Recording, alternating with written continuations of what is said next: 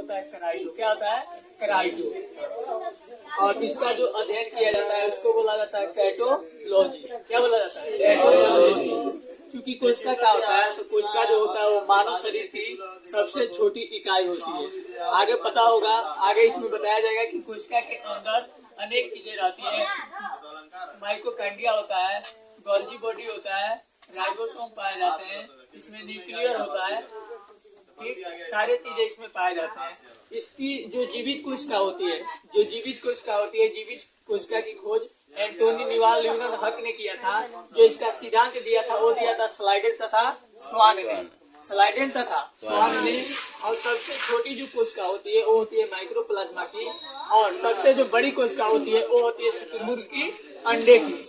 और मानव में सबसे जो छोटी कोशिका होती है वो होती है स्पर्म, और मानव में सबसे जो बड़ी कोशिका होती है वो होती है अंडाणु, चूंकि यह फीमेल और मेल में पाए जाते हैं।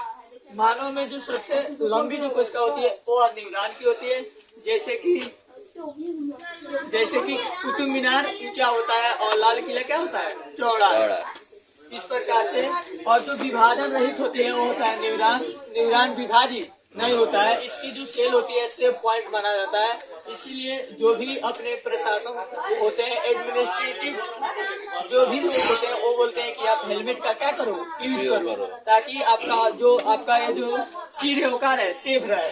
और जो सबसे तेज विभाजन होता है वो होता है यकृत की जो कोशिकाएं होती है उसका सबसे तेज विभाजन होता है। अब देखो, विभाजन का अर्थ होता है कि एक कोशिका टूटकर दो नई कोशिका क्या करे, निर्माण करे। इस प्रकार से ईंट बालू सीमेंट से मिलकर क्या बनता है? दीवार। और दीवारों के मिलने से क्या बनता है? कमरा।